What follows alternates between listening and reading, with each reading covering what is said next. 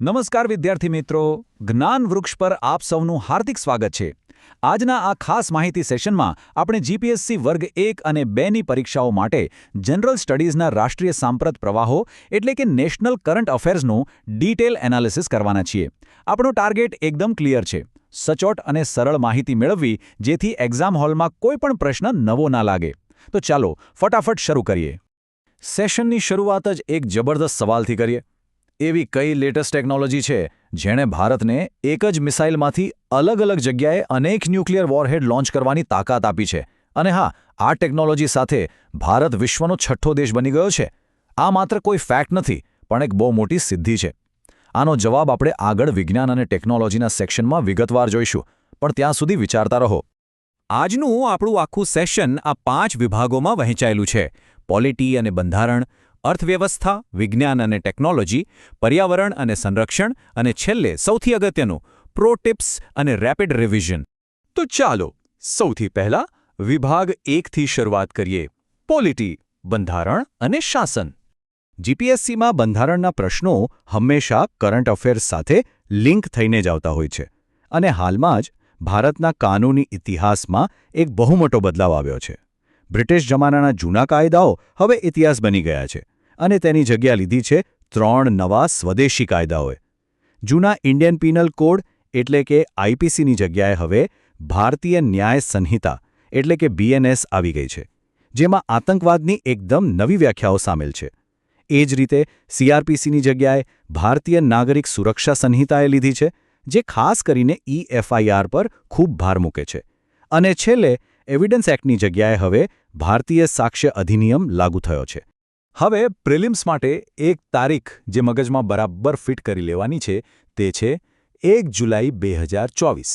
આ એ ઐતિહાસિક દિવસ છે જ્યારથી આપણા દેશમાં આ નવા ફોજદારી કાયદાઓ સત્તાવાર રીતે લાગુ થઈ ગયા છે. એક્ઝામમાં સીધી તારીખો પૂછવાનો ટ્રેન્ડ છે, એટલે આ તારીખ ભૂલાવી ન જોઈએ. હવે આ 106 નંબર પર ખાસ ધ્યાન આપીએ. આ નંબર છે ભારતનો 106મો બંધારણીય સુધારો, જેને આપણે નારી શક્તિ વંદન અધિનિયમ તરીકે ઓળખીએ છીએ.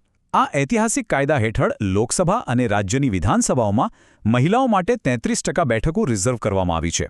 અને અહીં એક બીજી નાની પણ અગત્યની વાત નોંધી લેજો: આ અનામત આવનારા 15 વર્ષ માટે લાગુ રહેવાની છે.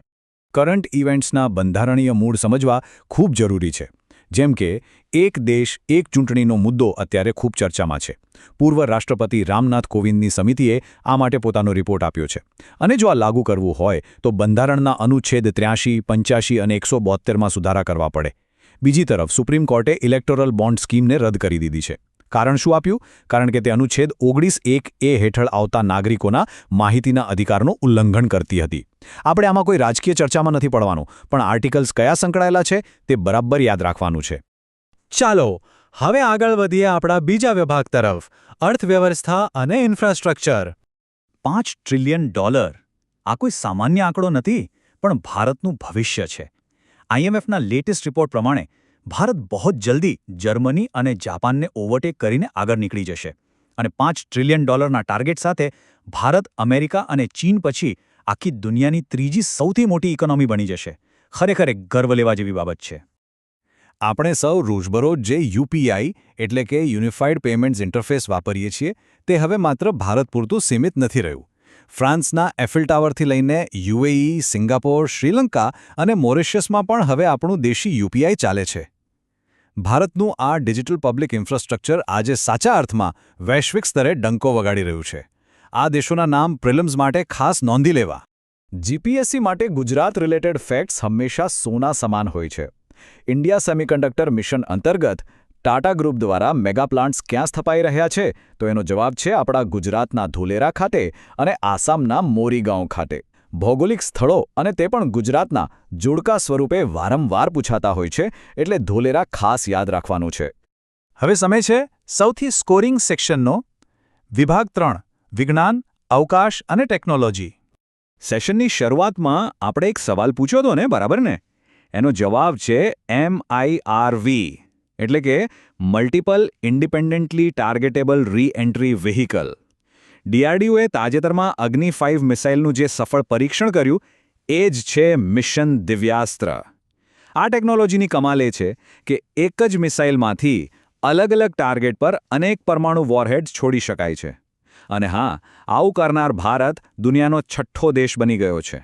સ્પેસ સેક્ટરની વાત કરીએ તો ગગનયાન મિશન ભારતની સૌપ્રથમ માનવસહિત અંતરિક્ષ ઉડાન બનવા જઈ રહી છે. આ મિશન માટે 4 બહાદુર અવકાશયાત્રીઓની પસંદગી થઈ છે. પ્રશાંત નાયર, અજીત કૃષ્ણન, અંગદ પ્રતાપ અને શુભાંશુ શુક્લા. આ ચારે નામ મોડે થઈ જવા જોઈએ. અને આ ઐતિહાસિક ઉડાન માટે ઇસરો LVM-3 એટલે કે LVM-3 રોકેટનો ઉપયોગ કરવાનો છે એ પણ ધ્યાનમાં રાખવાનું છે. આ સિવાય બીજા 2 મિશન છે જે સમાચારમાં રહ્યા. એક છે નિસાર, જે નાસા અને ઇસરોનો એક જોઈન્ટ રડાર સેટેલાઇટ પ્રોજેક્ટ છે. આ એક ઇન્ટરનેશનલ કક્ષાનું કામ છે. અને બીજું છે આપણું પોતાનું ઇન્ડિયા AI મિશન. સરકારે દેશમાં આર્ટિફિશિયલ ઇન્ટેલિજન્સની ઇકોસિસ્ટમ ઊભી કરવા માટે 10,300 કરોડ રૂપિયાનું જંગી બજેટ ફાળવ્યું છે, જે ભવિષ્ય માટે એક મોટો માસ્ટર સ્ટ્રોક છે. હવે આગળ વધીએ વિભાગ 4 તરફ, પર્યાવરણ અને સંરક્ષણ. 80થી વધુ. આ આંકડો આપણને શું દર્શાવે છે? ભારતમાં રામસર સાઇટ્સ એટલે કે આર્દ્રભૂમિની સતત વધતી સંખ્યા. આજે ભારતમાં 80થી વધુ રામસર સાઇટ્સ થઈ ચૂકી છે. અને આમાં સૌથી કામનો ફેક્ટ એ છે કે અત્યારે સૌથી વધુ રામસર સાઇટ્સ તમિલનાડુ રાજ્ય પાસે છે. એક્ઝામમાં આવો સીધો સવાલ પૂછાય તો રોકડો 1 માર્ક પાક્કો થઈ જાય. વન્યજીવ અને પર્યાવરણને લગતા આ 3 માઇલસ્ટોન્સ પણ ખાસ જોરદાર છે. પહેલું, પ્રોજેક્ટ ટાઇગરના 50 વર્ષ પૂરા થયા અને હવે ભારતમાં 3000થી વધુ વાઘ છે. બીજું, આફ્રિકાથી આવેલા ચિત્તાઓ માટે કુનો નેશનલ પાર્ક તો આપણે જાણીએ છીએ, પણ હવે મધ્યપ્રદેશના ગાંધી સાગર સેન્ચુરીને ચિત્તાના બીજા ઘર તરીકે ડેવલપ કરવામાં આવી રહ્યું છે. અને ત્રીજું, ભારતની લીડરશિપમાં ગ્લોબલ બાયોફ્યુલ એલાયન્સ બન્યું છે, જેનો મેઇન ટાર્ગેટ પેટ્રોલમાં 20% એથેનોલ બ્લેન્ડિંગ કરવાનો છે. નેશનલ સિક્યુરિટી અને ડિફેન્સની વાત કરીએ તો ડેટા એકદમ પોઝિટિવ છે. ભારતે પોતાની હિસ્ટ્રીમાં પહેલીવાર 80થી વધારે દેશોમાં ડિફેન્સ ઇક્વિપમેન્ટ્સ એક્સપોર્ટ કર્યા છે.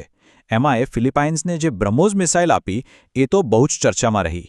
આ સિવાય ઇન્ડિયન નેવીને પ્રોજેક્ટ 15B અને 17A અંતર્ગત નવા અત્યાધુનિક વોરશિપ્સ મળ્યા છે. અને એક બહુ મોટી રાહતના સમાચાર એ છે કે હોમ મિનિસ્ટ્રીના ડેટા પ્રમાણે દેશમાં નક્સલવાદ એટલે કે લેફ્ટ વિંગ એક્સ્ટ્રીમિઝમમાં ઐતિહાસિક ઘટાડો જોવા મળ્યો છે.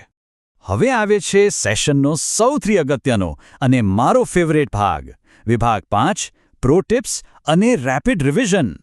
આ સેક્શનમાં પૂરેપૂરું ફોકસ અહીં જ રાખવાનું છે, કારણ કે એક્ઝામની છેલ્લી ઘડીએ આ જ કામ આવવાનું છે.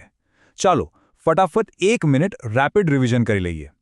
મહિલા અનામત બિલ એટલે કયો સુધારો? 106. મિશન દિવ્યાસ્ત્ર કઈ મિસાઇલ માટે હતું? અગ્નિ 5. નવા ફોજદારી કાયદાઓ ક્યારથી લાગુ થયા? 1 જુલાઈ 2024. અને સૌથી વધુ રામસર સાઇટ કયા રાજ્યમાં? તો જવાબ છે તમિલનાડુ. બસ આ રીતે મગજમાં બધું ફિટ કરતા જવાનું છે. આપણે પ્રિલિમ્સની સાથે મેઇન્સને પણ ક્યાં ભૂલવાની છે. મુખ્ય પરીક્ષાના આન્સર રાઇટિંગમાં વજન પાડવા માટે અમુક કીવર્ડ્સની બહુ વેલ્યુ હોય છે.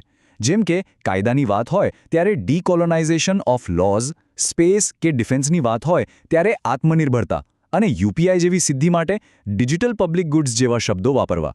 આનાથી પેપર ચેકર પર એક અલગ જ ઇમ્પ્રેશન પડે છે અને માર્ક્સ પણ સારા ખેંચી શકાય છે. સ્માર્ટ સ્ટડી માટેની આ એક ગોલ્ડન ટીપ છે. એક્ઝામિનર હંમેશા કરંટ ન્યૂઝનું સ્ટેટિક કનેક્શન પૂછતા હોય છે. ઉદાહરણ તરીકે, જો એક દેશ એક ચૂંટણી સમાચારમાં હોય તો આપણે સીધી પોલિટીની બુક ખોલીને ચૂંટણી પંચ અને તેના આર્ટિકલ 324 વિશે બધું જ વાંચી લેવું જોઈએ. બસ આ જ છે સાચી અને સચોટ એજ્યુકેટર સ્ટ્રેટેજી. કરંટને સ્ટેટિક સાથે લિંક કરો, સફળતા 100% મળશે. તો આ તમામ સચોટ માહિતીના ડિટેલ એનાલિસિસ પછી શું આપણે સૌ આવનારી પરીક્ષાઓને ક્રેક કરવા માટે પૂરેપૂરા તૈયાર છીએ? ચોક્કસથી હોવા જોઈએ.